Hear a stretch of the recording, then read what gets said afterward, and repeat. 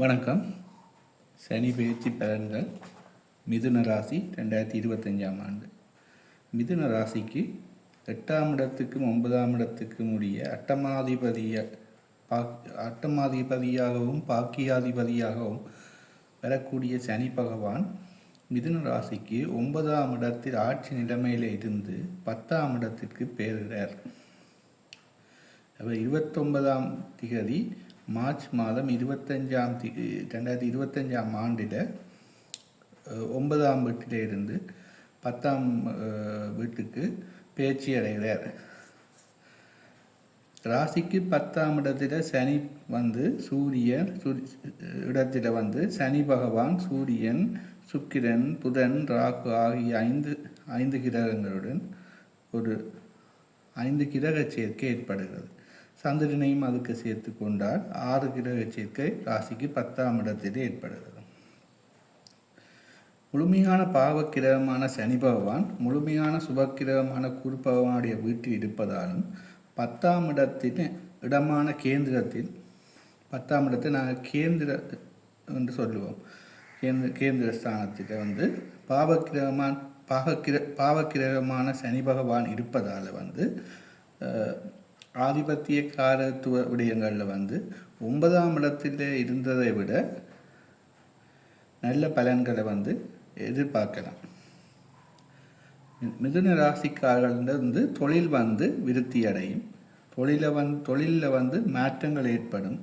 தொழில் மூலம் நல்ல வருமானங்கள் ஏற்படும். 10ஆம் இடத்தில் சனி பகவான் இருக்கிறதால மிதுன ராசிக்கு 10ஆம் இடத்தில் உள்ள சனி பகவான் தனது 3வது பார்வையாக ராசிக்கு 12ஆம் வீட்டை பார்க்கிறதால அங்கு மே மாதம் வரை குரு பகவான் இருப்பதாலும் செலவுகளை கொஞ்சம் கட்டுப்பாட்டுகளை வச்சிருப்பார். மற்றது வெளிநாட்டு பயணங்களில் தடைகள் தாமதங்கள் இருக்கும். தொழில் விருத்தி அடைவதால் மிதுன ராசிக்காரர்களுக்கு சரியான நித்திரை குறைவாக இருக்கிற போன்ற நிலைமைகள் இருக்கும். சனி பகவான் தனது 7வது பார்வையாக ராசிக்கு 4ஆம் இடத்தை பார்க்கிறார். 4ஆம் இடத்தை மே மாதம் வரை கேது இருக்குது. 4ஆம் இடத்துல மே மாதம் கேது இருக்குது. கேது 4ஆம் இடத்துலேருந்து 3ஆம் மே மாதத்துக்கு பிறகு 4ஆம் இடத்துலேருந்து 3ஆம் இடத்துக்கு பேச்சு அடைகிறார்.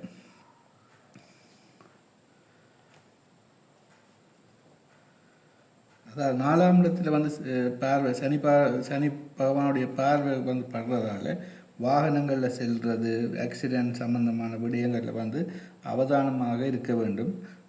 படிக்கிற மாணவர்களுக்கு கல்வியில் தடைகள் தாமதங்கள் ஏற்படும். தாயினுடைய உடல்நிலையில் அவதானம் தேவை. சனி பகவான் தனது 10வது பார்வையாக ராசிக்கு 7ஆம் இடத்தை பார்க்கிறார். ஆனால் மே மாதத்துக்கு பிறகு குரு ராசியில் மிதுன ராசிக்குள்ள குரு குருண்ட பார்வையும் 7ஆம் இடத்துக்கு கிடைக்கிறதால கணவன் மனைவிக்கிட்ட பிரச்சனைகள் வந்தாலும் அது சுமூகமாக தீர்த்து கொள்ளலாம்.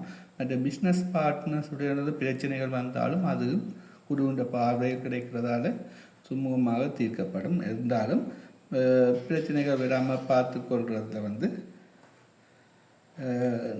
அவதானமாக இருக்க வேண்டிய காரணம். அடுத்ததாக மிதுன ராசிக்கு கையில் இந்த சனி பேச்சியால் கையில் பணப்பழக்கம் அதிகமாகும். குடும்பத்தில் நன்மைகள் ஏற்படும். இளைய சகோதரங்கள வழியில் பிரச்சனைகள் ஏற்படலாம். பிரயாணம் செய்வதில் தடை தாமதங்கள் ஏற்படலாம். தொழில் செய்யல ஒரு மனப்பயம் இருந்து கொண்டிருக்கும்.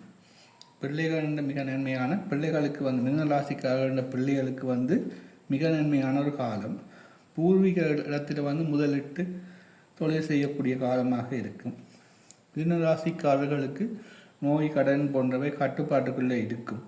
எதிரிகளோட தொல்லை அகலும். செய்யும் தொழிலில் திருப்தி ஏற்படும். வேலையில் திருப்தி ஏற்படும்.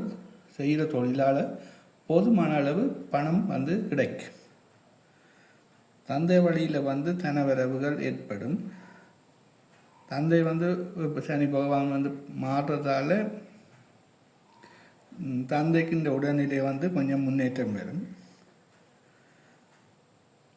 மிதுன ராசிக்காரர்களுக்கு வந்து மேற்படிப்புகளை வந்து முடிக்கக்கூடிய பலன்கள் வந்து நிலைமைகள் வந்து ஏற்படும். மிதுன ராசிக்காரர்களுடைய மூத்த சகோதரர்களுக்கு விரயங்கள் செலவுகள் என்பன இருக்கும். இவர் வந்து இந்த காலத்தில் வந்து தொழிலில் வந்து முதலீடு செய்து முன்னுக்கு வரக்கூடிய காலகட்டமாக இருக்கும். 10ஆம் வீட்டில் ஒரு பாவி இருக்கணும் என்று சொல்கிறது. அது சனி பகவான் வந்து ஒரு பாவ கிரகம்ன்றதால் அவர் வந்து 10ஆம் இடத்தில் வந்து இருக்கிறது வந்து ஒரு நல்ல நிலைமையாக இருக்கும்.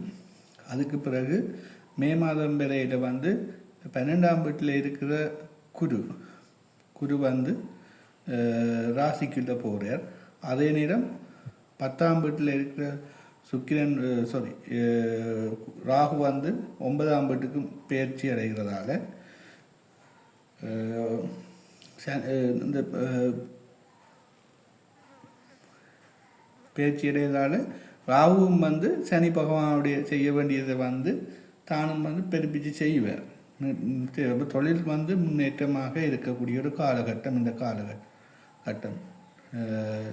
இந்த வீடியோ பார்த்தா இதில் வந்து உங்களோட கமெண்ட்ஸ் இதில் வந்து எங்களுக்கு தெரிவிக்கும்படி கேட்டுக்கொள்கிறேன். நன்றி.